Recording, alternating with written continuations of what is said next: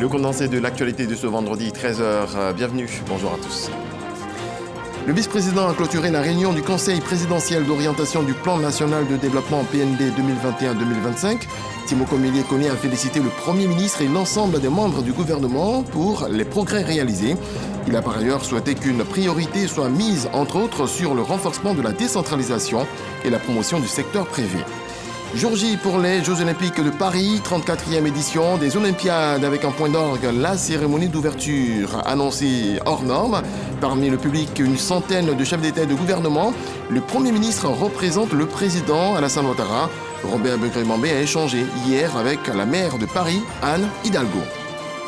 Et puis en Centrafrique, le FMI, Fonds monétaire international, alerte sur les risques pour l'économie liés à des pénuries de carburant. Une équipe du FMI a séjourné à Bangui du 10 au 17 juillet dernier dans le cadre d'une visite de travail auprès des autorités centrafricaines. Bienvenue à vous tous. Je le disais en titre, le vice-président Timoko Meïlie Koné a tenu hier la première réunion bilan du Conseil présidentiel d'orientation du Plan national de développement PND 2021-2025. Après avoir salué les progrès réalisés, il a souhaité qu'une priorité soit mise sur le renforcement de la décentralisation, la mobilisation des ressources et la promotion du secteur privé. On voit cela avec Mama Traoré. Le Plan national de développement PND est en quelque sorte la matrice des actions de développement à mener par le gouvernement dans tous les secteurs sur une durée de 5 ans. Dans sa troisième version concernant la période 2021-2025, le PND continue de se déployer. La mobilisation des financements se poursuit. Ce jeudi, en sa qualité de président du Conseil présidentiel d'orientation et de suivi du PND, le vice-président tient une réunion bilan avec les responsables des départements ministériels concernés et les partenaires techniques et financiers impliqués. Le groupe des PTF a pu observer les efforts mis en œuvre par le gouvernement avec une augmentation continue du budget de l'État sur les 6 dernières années qui reflète les ambitions d'émergence de la Côte d'Ivoire. Nous avons noté avec intérêt les progrès réalisés en matière de gouvernance économique. Je suis convaincu que ce cadre institutionnel de suivi du Plan national de développement est une opportunité de renforcer le partenariat qui nous unit vers un souhait commun qui est l'atteinte des objectifs de développement pour une Côte d'Ivoire 3.0. Cet engagement a de quoi rassurer car le PND est encore loin du compte. Sur les 15 340 milliards attendus, 8 690 milliards ont déjà été mobilisés. S'agissant des annonces de financement, c'est près de 10 700 milliards de francs CFA sur les 15 706 milliards de francs CFA annoncés par les bailleurs. Outre la levée des fonds, d'autres défis font obstacle. 1. L'accélération du développement des grappes industrielles. 2. Le financement du développement des infrastructures industrielles. La coordination intersectorielle dans la prise en charge des problématiques de développement industriel, l'accroissement de la productivité du secteur agricole, l'amélioration de la qualité de service et de la garantie de la sécurité énergétique, le développement des 10 pôles régionaux d'excellence de santé, la généralisation et le renforcement de l'efficacité de la couverture maladie universelle, l'accès de tous les enfants à une éducation de qualité et la fourniture d'eau potable à toute la population. Afin de surmonter ces défis, Timoko Meïlie Koné livre quelques orientations aux membres du gouvernement. Entre autres, la revue du projet de société, baptisé Une Côte d'Ivoire solidaire du président Alassane Ouattara, la nécessité d'assurer une bonne maturation des projets d'investissement public ou encore l'accélération des politiques de développement national du secteur privé et la promotion des champions nationaux. Toutes ces orientations visent à booster l'efficacité du PND. L'évaluation de la mise en œuvre du PND doit être renforcée tout en accordant une place prépondérante au ressenti des populations. Pour ce faire, il faudra veiller à améliorer la collecte régulière des données statistiques dans chaque région.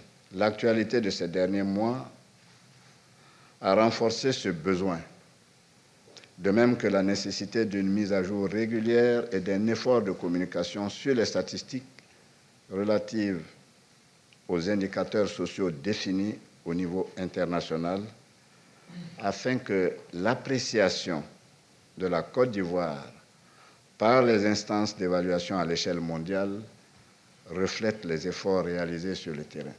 Tiemoko Meïlie Koné exhorte également les organes en charge du suivi du PND à déjà préparer le prochain plan qui couvrira la période 2026-2030.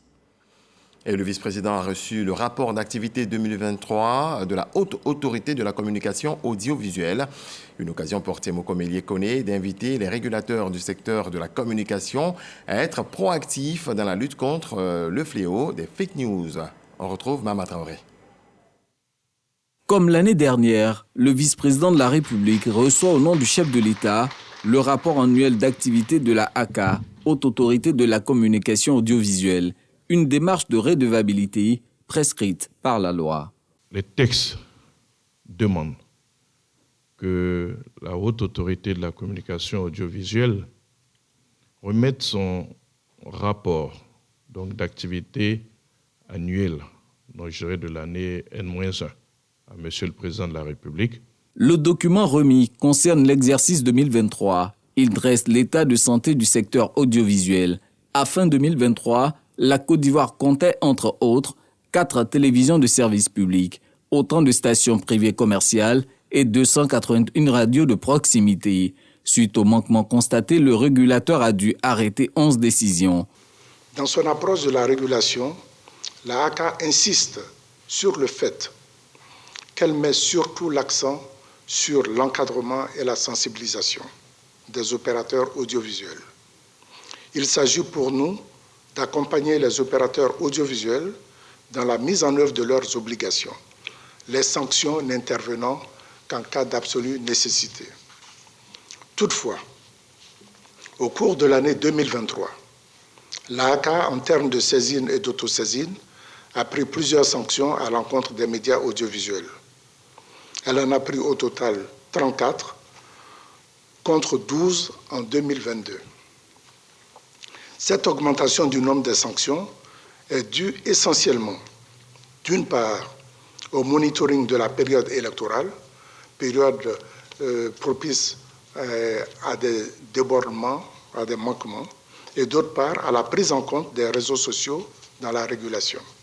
Afin de contenir les dérives constatées, l'an dernier a vu naître la charte des réseaux sociaux, conclue entre la HACA et les acteurs du digital. Une initiative qu'encourage le vice-président Tiemoko Meïlie Koné dans la perspective des échéances électorales de 2025. Je me réjouis donc de ces actions qui visent à établir des passerelles de discussion avec tous les nouveaux acteurs de la communication audiovisuelle en vue de les prendre en compte dans le système de régulation. C'est une excellente chose. Cette mission de vigilance et d'alerte a certainement amélioré la confiance des utilisateurs afin que la télévision, la radio et Internet demeurent ce qu'ils ne doivent jamais cesser d'être, à savoir des sources inépuisables d'informations, de connaissances, de services et non des instruments de trafic et de perversion. Je vous invite à être proactifs dans la lutte contre le fléau des fake news, notamment en faisant évoluer la charte des réseaux sociaux vers un projet de loi. En effet, s'agissant d'un phénomène de société qui gagne de l'ampleur, il importe d'associer le législateur à ce débat national. Monsieur le Président de la HACA, les défis sont nombreux, car le secteur de la communication audiovisuelle est un domaine en perpétuelle mutation, avec la création de nouveaux outils comme l'intelligence artificielle générative qui s'affirme de plus en plus dans tous les domaines d'activité, dont la communication audiovisuelle. Ce remarquable outil suscite cependant quelques inquiétudes.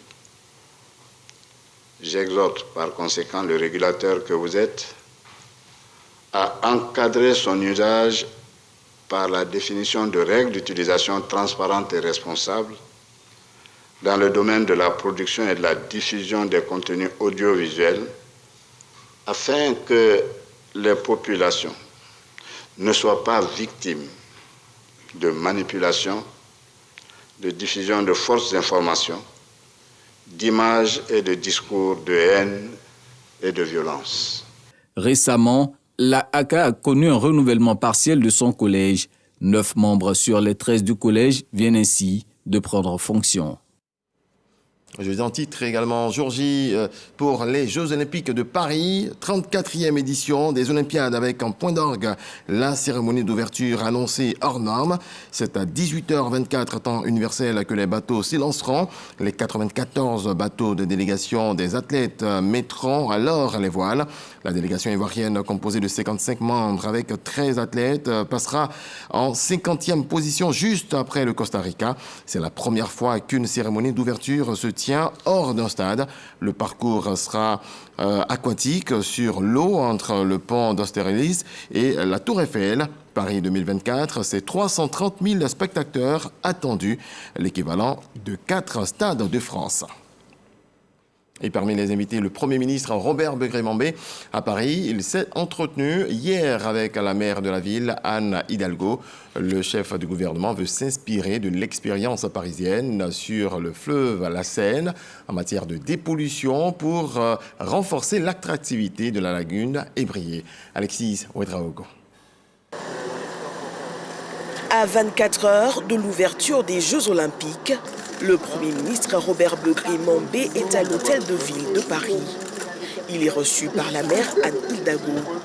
Au cœur de leur échange, du partage d'expériences. J'étais très heureuse quand il a été nommé à cette fonction. C'est très fort de voir aussi l'expérience qui est la sienne et qu'il met maintenant au service de la Côte d'Ivoire tout entière. Et puis, vous le savez, j'ai aussi une très très grande affection et admiration pour le président Ouattara et pour son épouse. Je veux aussi leur transmettre toute mon amitié, leur dire ma fierté de les accueillir à travers le Premier ministre et l'ambassadeur aussi. Autre point, celui de la dépollution de la Seine, un succès que la Côte d'Ivoire compte bien exploiter. Nous avons parcouru avec Madame le maire beaucoup de sujets et nous avons été très impressionnés par la méthode utilisée dans l'organisation. Dans le choix des hommes, elle s'est appesantie essentiellement pour choisir des hommes de consensus modérés, mais très pointus dans l'analyse des situations et des solutions. Et elle a aussi choisi des hommes d'expérience qui ont eu la capacité de gérer de grandes infrastructures. Et nous avons saisi l'opportunité pour parler de la Seine. Parce que pour que la Seine soit utilisable dans la baignade, elle a fait un travail colossal avec le soutien du gouvernement, des régions, de la collectivité urbaine. Et j'ai pris plaisir à écouter dans les moindres détails tout ce qui a été fait. Je vais en faire usage pour Abidjan, pour la lagune d'Abidjan. Ce soir, le chef du gouvernement prend part au sommet sur le sport et le développement durable en présence d'Emmanuel Macron. Et retour en Côte d'Ivoire, on s'arrête sur les prix du kilogramme de coton. 310 francs CFA le kilogramme pour le premier choix et 285 francs CFA pour le deuxième choix. Des prix annoncés par le ministre d'État, ministre de l'Agriculture, du Développement rural et des productions vivrières. Kobena Kwasi Adjoumani que nous écoutons. Les prix d'achat du coton graine sont fixés comme suit. 310 francs par kilogramme le coton graine de premier choix et 285 francs CFA par kilogramme le coton graine de deuxième choix. L'appui financier du gouvernement au titre de la campagne 2024-2025 est de 11,939 milliards de francs CFA sous la forme d'un complément de prix d'achat du coton graine et d'un soutien du prix de cession des intrants, c'est-à-dire les engrais et les insecticides, aux producteurs. Ainsi, Dans le domaine du pétrole et de l'énergie, la phase 2 du projet Baleine est lancée. Des navires de production et de stockage ont été mis en service depuis la ville de Dubaï aux Émirats arabes unis. Le ministre Mamadou Sangafoua Coulibaly salue les entreprises ivoiriennes qui ont participé à la rénovation de ces navires pétroliers. On voit cela avec Soro Corona. Ces 2 navires pétroliers baptisés du nom de 2 villes historiques de Côte d'Ivoire, à savoir Yamoussoukro et Kong, sont mis à l'eau à Dubaï, aux Émirats arabes unis. L'un pour la production et l'autre pour le stockage. Acte symbolisant le lancement officiel de la phase 2 du projet Baleine. La cérémonie de mise en eau, qui s'inscrit dans la pure tradition de l'industrie pétrolière mondiale, est particulièrement riche en symboles. Parce que la cérémonie de mise en eau des navires de production et de stockage est une étape très importante dans l'industrie pétrolière en ce qu'elle consiste en fait à bénir les 10 navires pour que les vents leur soient favorables. Le projet Baleine, le plus grand gisement de classe mondiale, jamais découvert en Côte d'Ivoire, met en relation le secteur public et privé à travers le consortium Eni Petrosi. Les entreprises nationales ont bénéficié de l'expertise internationale afin de les rendre plus performantes. Le groupe Eni salue le concours des entreprises locales qui a permis de réaliser le projet dans un délai assez court. La phase 1 du projet Baleine, c'est plus de 50% de production par rapport à l'objectif initial. En plus de bénéficier à l'économie ivoirienne, le gisement Baleine donne l'occasion aux jeunes entrepreneurs nationaux de s'exprimer dans un cadre légal. La montée en puissance de la production de baleines bénéficiera à l'économie de notre pays, à travers, entre autres, les entreprises ivoiriennes qui sont de plus en plus impliquées dans les opérations d'exploitation de ces gisements grâce au cadre légal du contenu local en vigueur. Aussi, je suis très heureux d'apprendre que plusieurs jeunes Ivoiriens ont participé aux travaux de rénovation du FPSO et du FSO. Vous saluez au nom du président de la République. Minafou Coulibaly Koné, directrice de cabinet du ministre des Finances et du Budget, félicite les entreprises pour le travail abattu en un temps record. Plein succès aux 2 navires, beaucoup de prospérité dans leurs opérations au quotidien. Depuis Dubaï, le ministre Sangafoua Coulibaly Mamadou invite les secteurs pétroliers, gaziers et énergétiques mondiaux à prendre une part active à la première édition du Salon international des ressources extractives et énergétiques, CIRES, prévu en terre ivoirienne du 27 novembre au 2 décembre prochain. Sur place, la Sotra, Société des transports abidjanais, victime d'actes de vandalisme, fait face à un déficit de plus de 600 autobus, ce qui représente un quart de sa flotte estimée à plus de 2050 autobus. En visite à Sotra Industrie, le ministre Amadou Koné rassure quant à l'acquisition de nouveaux bus et bateaux. Sur le volet social, il annonce le paiement des salaires dans les plus brefs délais. Fred Oulaye, Jean-Marc Adjadji. Au pôle mécanique de la société de transport abidjanais Sotra à Koumassi. Le décor est saisissant, autobus et bateaux immobilisés pour diverses raisons. Panne, visite technique ou encore actes de vandalisme. Ce sont plus de 600 bus en arrêt sur une flotte de 2053 engins. À cela, il faut ajouter le retard du paiement des salaires. Monsieur le ministre, nous avons porté nos préoccupations à votre attention. Vous les avez pris en charge. Vous êtes là aujourd'hui pour une visite guidée. En plus de cela, vous avez toujours souhaité que la Sotra recherche des voies de diversification.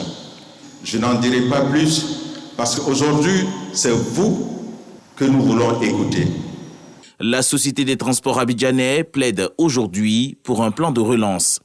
Le ministre Amadou Koné, informé de la situation, annonce des mesures de redressement pour le parc automobile et le traitement salarial. Je voudrais remercier l'actionnaire Kiveco pour les mesures qui sont prises à l'effet de relever donc les véhicules qui sont immobilisés. Dire que vous avez tout le soutien donc, du gouvernement ivoirien et puis renforcer donc, ce parc automobile. Donc nous attendons encore à peu près 300 autobus neufs et puis faire en sorte que d'ici donc, la fin de l'année, on ait une dizaine de bateaux-bus donc, qui soient disponibles. Nous continuons à faire en sorte que les salaires soient donc, assurés et donc il n'y aura pas de problème pour les mois à venir. Des décisions qui viennent soulager l'ensemble des travailleurs. La bonne nouvelle, c'est que 2 mois passés, vraiment, c'était difficile au niveau du salaire. Mais aujourd'hui, nous dire que les salaires vont passer la semaine prochaine. Vraiment, c'est un vent de restauration pour nous.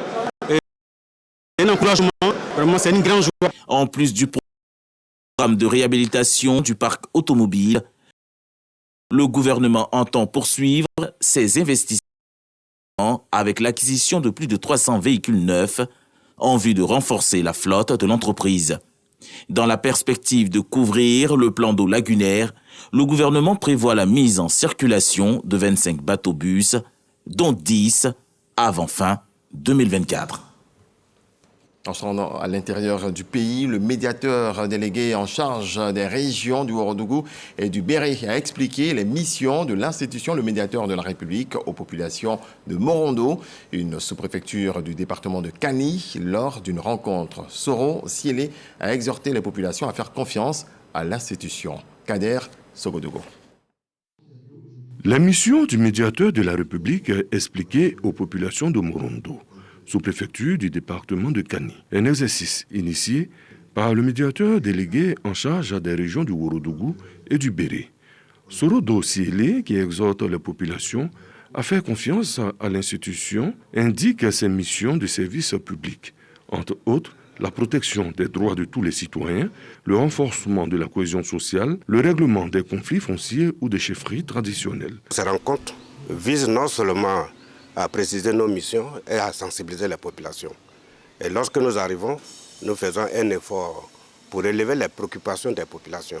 Le message que nous donnons aux populations de nos 2 régions, c'est de leur dire que la saisine du médiateur de la République, elle est gratuite. Et pour aller plus loin, le médiateur de la République a créé des comités de suivi de la situation de la cohésion sociale qui nous permettent, au niveau de la base, de collecter un certain nombre d'informations nous permettant quand même d'apprécier l'état de la situation de la cohésion sociale dans nos différentes localités. Le sous-préfet de Morondo salue l'initiative du médiateur délégué tout en souhaitant une multiplication de cette séance d'information des populations dans toutes les localités de la région du Ouagadougou. C'était une intervention vraiment très enrichissante.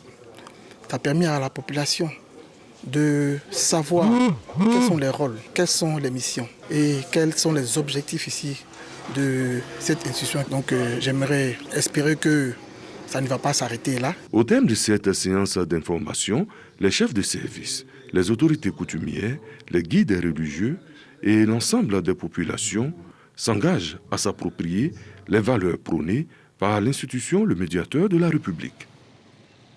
Et promouvoir la paix, c'est aussi poser des actions à portée sociale. Le médiateur de la République, Adama Tunkara, a offert dans le village de Gouégui, dans le département de Dieukwé, un centre de santé et une ambulance. Christ Diomandé, Léon Brou. Les femmes qui accouchent aussi, on est obligé d'appeler les femmes du village pour les faire accoucher. Ce qui pose problème aussi. Ce qui posait problème ici à Gouégui est désormais un souvenir. Ce village situé dans le département de Dieukwé dispose maintenant d'un dispensaire totalement équipé et d'une ambulance médicalisée, dont Adama Tunkara, fils de Gouégui. Nous sommes très contents d'avoir un hôpital. Merci au président de la République. Merci au médiateur. Le président du conseil régional du Guémon rend hommage à Adama Tunkara, expliquant que ce centre de santé et cette ambulance qu'il offre à Gouégui viennent renforcer le tableau sanitaire de la région pour améliorer la prise en charge et les conditions de vie des populations, toutes choses qui concourent, toujours selon Seredo, au développement du Guémon. Il nous a donné ce dispensaire qu'il a construit de lui-même. Il nous a donné une ambulance pour transporter nos malades en cas de gravité de la situation médicale ou bien sanitaire. Il nous a donné tout le matériel requis pour que nous ayons un centre de santé digne. Il nous a donné le même jour l'infirmier qui doit officier ici. Pour nos parents, il y a un grand donateur qui s'avère être leur neveu, le médiateur Adama Toungara. Nous ne pouvons que lui dire merci. Et à travers lui, je voulais rendre un vibrant hommage au président de la République, son Excellence Alassane Ouattara. Nous tous, nous exerçons dans la droite ligne de sa vision. Nous sommes avec lui parce que sa vision nous sied, elle est notre choix. Son dispensaire et son ambulance acquis, Guigui a désormais le regard rivé sur une maternité. Objectif, centre de santé intégré pour le bonheur des populations. Jetons un coup d'œil à présent sur cette opération de planting d'arbres initiée à Napié, dans le département de Korogo, dans une forêt sacrée vieille de 2 siècles. Une initiative d'un cadre de la localité avec l'idée de contribuer à lutter contre les effets du changement climatique. C'est ce que nous apprennent Siekwasi et Jean-Marc Adjadji. Napié, 25 km de Korogo. Nous sommes sur le périmètre du bois sacré, objet de ce planting d'arbres. En menant cette opération, l'initiateur entend redonner vie à ce patrimoine culturel. Aujourd'hui, cette forêt est en train de se dégrader. Les arbres meurent, les arbres tombent du fait de l'âge. C'est un écosystème qui est là, qui est en train de se détruire. Nous voulons restaurer cet écosystème. Le tout n'est pas de mettre des arbres, mais il faut rendre ça agréable aussi à l'homme. D'ici 2030, l'État de Côte d'Ivoire doit restaurer les forêts de sorte qu'on puisse atteindre les 20% de la superficie du territoire. Aujourd'hui, ces jeunes-là sont sensibilisés à faire du planting, à penser préserver l'environnement, à penser restauration du couvert forestier. Ça dénote vraiment de leur intérêt à préserver l'environnement. Dans un élan de solidarité, les forces vives de Napié sont venues prêter main forte aux locataires du bois sacré. 600 fromagers sont plantés pour pérenniser l'action de conservation. Nous allons continuer de suivre la réhabilitation pour qu'elle soit rétablie dans toute son entièreté. Parce qu'à l'origine, elle fait 50 hectares et aujourd'hui, elle a 31 hectares.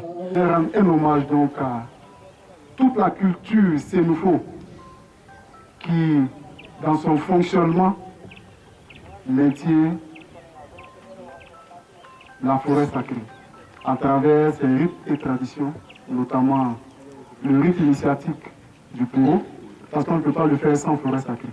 Le bois sacré de Napié s'étend depuis 2 siècles sur une superficie de 31 hectares. Après l'étape de Napié, les bois sacrés des 80 villages de la sous-préfecture seront la cible de ces bénévoles de l'environnement.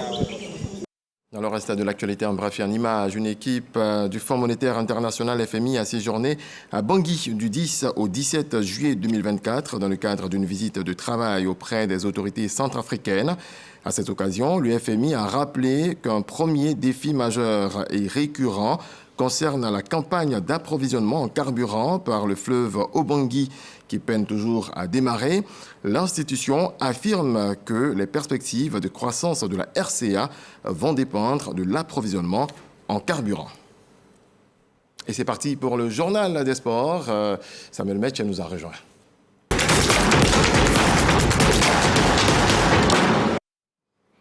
Bonjour. Bonjour Samuel. Alors, ça y est, le coup d'envoi des Jeux Olympiques de Paris sera donné ce soir. Et oui, et la Côte d'Ivoire d'ailleurs donc a été célébrée au village olympique à cet effet. La Côte d'Ivoire était donc à l'honneur au village olympique. Le ministre délégué en charge des sports et du cadre de vie, Mekadje Silas, a profité de cette occasion pour visiter le village olympique, Station Afrique et le stand de la Côte d'Ivoire situé donc à l'île Saint-Denis en région parisienne. Suivons le reportage de Moyabi Diabaté.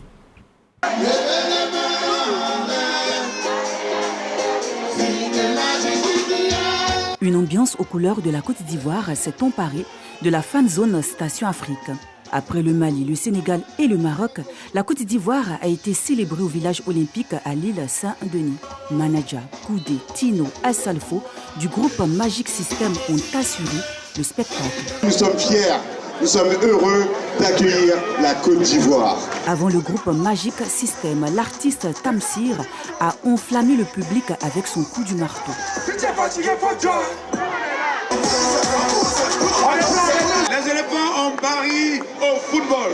mais ils savent barrir au taekwondo, en athlétisme, en escrime et au judo.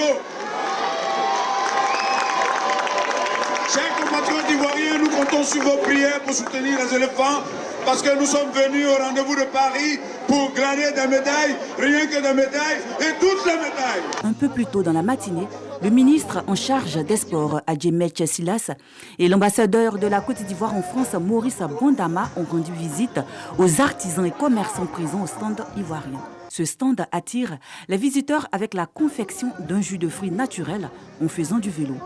Une innovation testée par le ministre, heureux et fier que la Côte d'Ivoire brille par ses talents aussi bien en artisanat qu'en sport. Alors Samuel, les Ivoiriens vont défiler lors justement de cette cérémonie de lancement.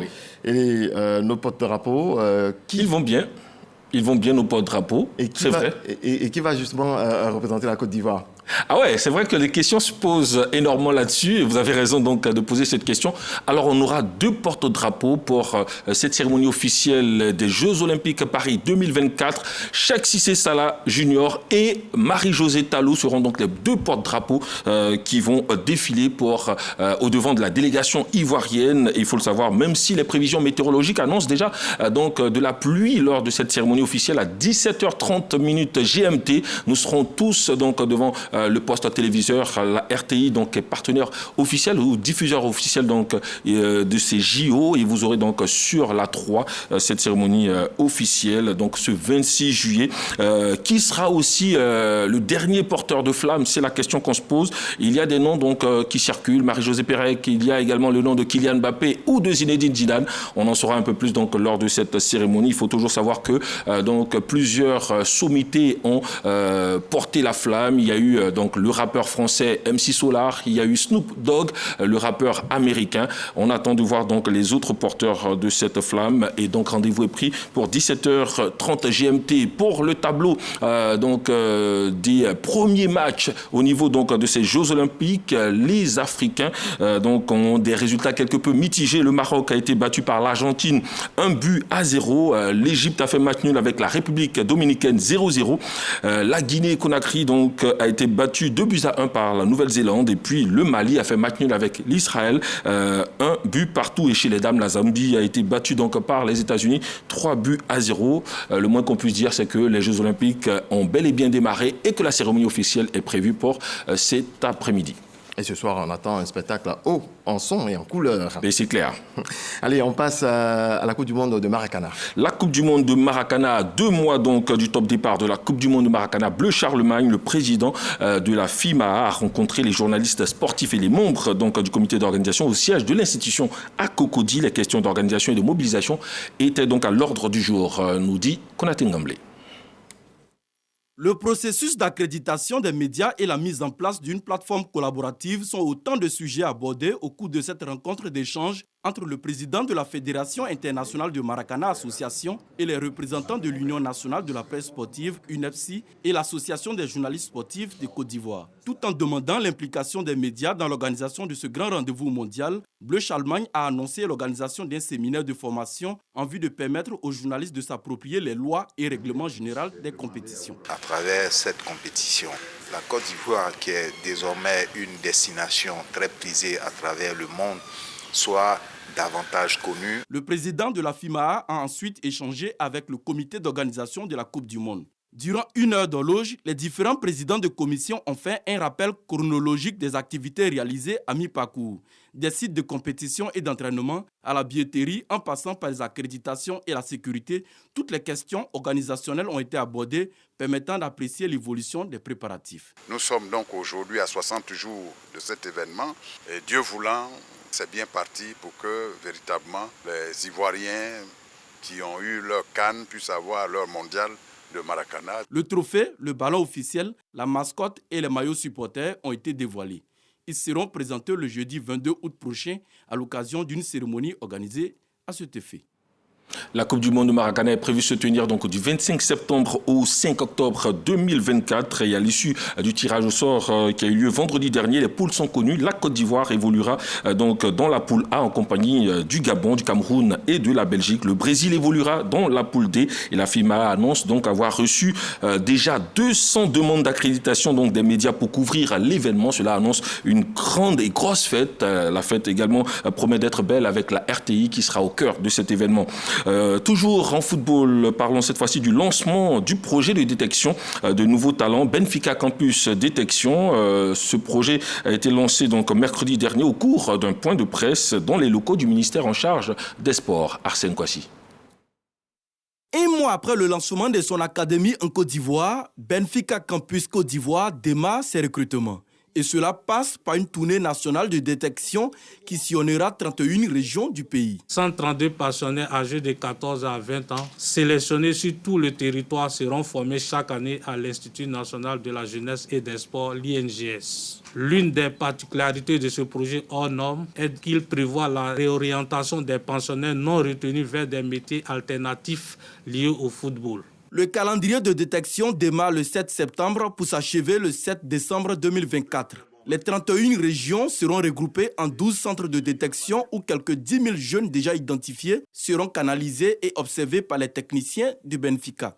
Les critères de détection sont performance et potentiel, endurance, lecture du jeu, technique, polyvalence et la concentration. Un projet qui requiert l'adhésion de la tutelle du sport, représentée par son directeur de cabinet. La formation est à la base des performances des athlètes. C'est pourquoi l'intérêt sera accordé donc à ce projet dans son exécution pour que les objectifs assignés soient atteints. Les footballeurs candidats peuvent s'inscrire sur le site www.benficacampus-ci.com et la participation est entièrement gratuite. Les forces de défense et de sécurité et les transporteurs ont raffermi leurs liens, ressoudé leurs liens donc, dans le cadre des activités marquant l'édition 2024 de la fête des armées. Un match de football a opposé les forces de défense et de sécurité donc, aux transporteurs. C'était hier jeudi au Parc des Sports de Treichville et c'est au tir au but que les transporteurs ont remporté le gain de la rencontre. Walter Hamadou Ouattara et Zachary Traoré. Édition 2024 de la Fête des Armées au Parc des Sports de Treichville. Ce match de gala oppose les forces de défense et de sécurité aux transporteurs en maillot de couleur blanche. Le temps de jeu se solde par un score d'un but pour chacune des équipes. C'est finalement à la seconde série des tirs au but que les transporteurs remportent Dame Coupe. Ils réussissent 8 tirs contre 7 pour les FDS. Le directeur général du Haut Conseil du patronat des entreprises de transport routier soutient que c'est la cohésion qui a gagné. C'est la fête, c'est la joie. Le match s'est bien passé. Les transporteurs, n'ayant pas dans leur ADN la défaite, ont prouvé encore une fois qu'ils sont des gagneurs. Nous devons dire merci au chef d'état-major pour cette opportunité qu'il nous a donnée et dire félicitations à nos hommes qui sont dans l'armée et bravo aux transporteurs routiers et vive la Côte d'Ivoire. Le chef d'état-major général des armées se félicite de la bonne ambiance qui a prévalu. L'objectif était de nous rapprocher d'eux, d'apprendre à mieux nous connaître, de sorte à pacifier nos rapports. Et je pense que nous avons atteint cet objectif. Vous avez vu l'ambiance qui a prévalu tout au long du match de gala et c'était ce que nous recherchions. C'est vrai, nous avions souhaité en profiter pour bien établir la hiérarchie, en leur donnant une bonne correction, mais malheureusement, les dieux du football n'étaient pas avec nous. Ce sera pour la prochaine fois.